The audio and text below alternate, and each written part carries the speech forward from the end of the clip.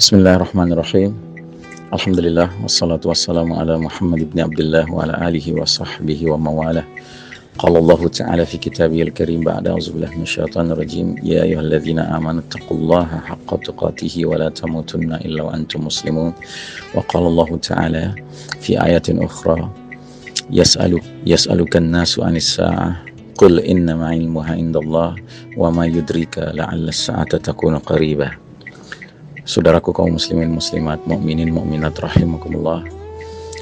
Tampaknya kita selaku hamba Allah harus benar-benar meningkatkan semangat kita untuk taubatan nasuha, semangat kita untuk beriman dan beramal saleh, karena alam sudah semakin memberikan isyarat-isyarat yang menguat bahwasanya tanda-tanda besar alamatul kubra semakin mendekat. Ya, kita dalam waktu bersamaan hari ini atau saat-saat ini mendengar kabar bahwa 4 gunung di wilayah Sumatera dan Jawa, yaitu Gunung Merapi, Gunung Semeru, kemudian Gunung Anak Krakatau, dan gunung satu lagi itu sekaligus sedang erupsi. Ya, kemudian peristiwa yang juga perlu mendapat perhatian bersama kita adalah peristiwa di mana tengah malam dini hari tadi malam, yaitu hari Sabtu tanggal 11 bulan April 2020, antara pukul 2 dini hari hingga pukul 2.30 dini hari, banyak laporan dari netizen khususnya di wilayah Depok, sebahagian Depok dan Jakarta Selatan, yang mendengar suara dentuman, ya, tidak jelas asal muasalnya dari mana. Yang jelas ada kabar bahwa pihak lembaga yang mengamati permasalahan gempa dan juga erupsi gunung mengatakan bahwa suara dentuman itu bukan terkait dengan erupsi, sehingga kita tidak tahu ini suara apa. Tetapi kita sebagai hamba Allah yang beriman, apalagi yang peduli dengan tanda-tanda akhir zaman, jelas harus memandang ini sebagai peristiwa yang bukan biasa. Tidak bermaksud menakut-nakuti, tetapi kita harus benar-benar menjadi umat yang antisipatif, ya. Karenanya tidak pernah ada kata rugi untuk melakukan taubat, ya. Maka kembali kami mengingatkan agar mari kita sama-sama bertaubat, kita akui kesalahan-kesalahan kita, dosa-dosa kita. Bahkan kalau perlu, kita di dalam keluarga masing-masing sudah saling memaafkan, ya, karena kita tidak tahu peristiwa-peristiwa apa yang akan datang dalam waktu dekat ini. Ya, belum lagi ada juga laporan bahwasanya ionosfer, wilayah di timur dan di barat, yaitu mencakup Indonesia dan mencakup Amerika Utara, Amerika Selatan, sudah dalam petanya itu warna hitam dan biru tua itu sudah semakin menguat di dua wilayah ini, timur dan barat. Sementara dalam kitab Ensiklopedia Akhir Zaman karya monumental Dr. Muhammad Ahmad Al-Mubayyad, beliau tidak memastikan bahwasanya Dukhan itu terjadi sebelum pembenaman di timur dan di barat. Dia mengatakan bisa dua kemungkinan. Bisa Dukhan terlebih dahulu baru pembenaman di timur dan di barat. Bisa juga pembenaman di timur dan di barat mendahului Dukhan. Manapun yang terjadi, yang lebih dahulu, yang jelas ini semua bencana-bencana besar yang kita sudah kaji dalam ilmu akhir zaman, yang akan menyebabkan perubahan dunia secara drastis, apalagi diiringi dengan shutdown of modern technology. Ya, kita akan menghadapi kondisi dunia yang benar-benar mengalami chaos luar biasa jika bersamaan terjadinya dukhan, kabut asap 40 hari 40 malam menyelimuti planet kita ini. Kemudian juga pembenaman bumi di timur dan di barat, sehingga peta geografi dunia mengalami reduksi besar-besaran karena wilayah timur banyak yang terbenam, wilayah barat banyak yang terbenam. Nah, sementara teknologi canggih sudah macet, ya, sudah tidak berfungsi lagi.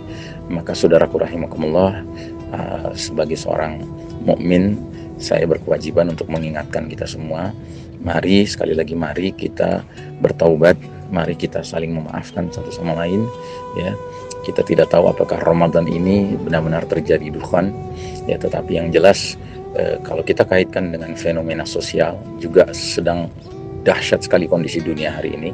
Kita semua mengalami kondisi di mana kita terpenjara di rumah kita masing-masing, ya, karena memang tuntutannya demikian. Setidak-tidaknya begitulah yang diarahkan oleh lembaga dunia yang bernama WHO, ya kan.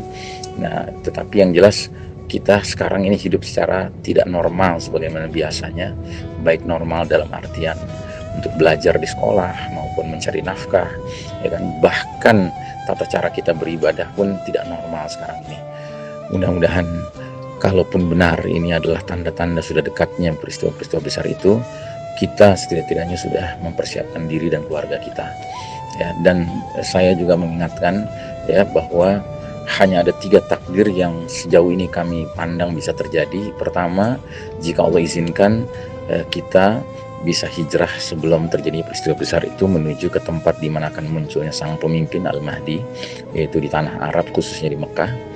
Yang kedua, kita tidak sempat hijrah tetapi kita diselamatkan Allah, yakni di negeri kita ini, di Indonesia ini, di tempat yang lebih tinggi, di perbukitan atau gunung. Cuman itu akibatnya kita akan terisolasi, tidak bergabung dengan Al-Mahdi, tetapi kita harus menghadapi Dajjal, fitnah yang paling dahsyat sepanjang zaman.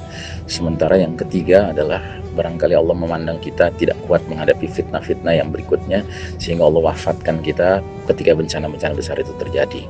Nah, diwafatkan ketika bencana terjadi bukan berarti kita termasuk yang diazab, ya, dengan syarat kita memang benar-benar sudah bertaubat, beramal soleh, beriman yang benar, ya kan, sehingga kita meninggal karena Allah memandang kita lebih baik meninggal sebelum menghadapi fitnah-fitnah yang lebih besar lagi. Apapun yang Allah takdirkan buat kita, hijrahkah, menghadapi Dajjalkah, atau wafat ketika bencana terjadi, yang paling penting adalah semoga kita semua diberikan Allah izin untuk husnul khatimah, sehingga kita semua yang saling mencinta karena Allah ini dikumpulkan kembali di tempat yang Allah ridhai, Allah rahmati, yaitu jannah, ya, bersama-sama, ya, anak istri kita, keluarga kita, orang tua kita, saudara-saudara kita, ya. Demikian barangkali saya, Ihsan Tanjung, menyampaikan pesan ini, ya. Dan saya secara pribadi juga menyampaikan mohon maaf kepada semua atas ucapan saya, ya, dakwah saya selama ini yang mungkin kadang-kadang dirasa tidak pas, ya kan. Yang jelas, wa ma uridu ilal islah mastata'tu, yang aku inginkan tidak lain adalah islah, memberikan kebaikan-kebaikan sejauh kemampuanku.